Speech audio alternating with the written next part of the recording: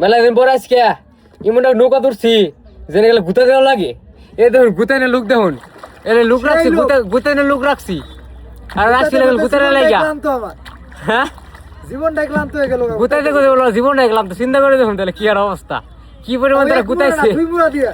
আরে ওই শালা চারি লোক দেন, ওই যে পিছনে দেখুন সাদা সাদা গেঞ্জি, ওই শালা গুতা পারবে না, ডরা কপানি মুদাইলে না ডর করে, বলে শালা ধুয়ে এলাম।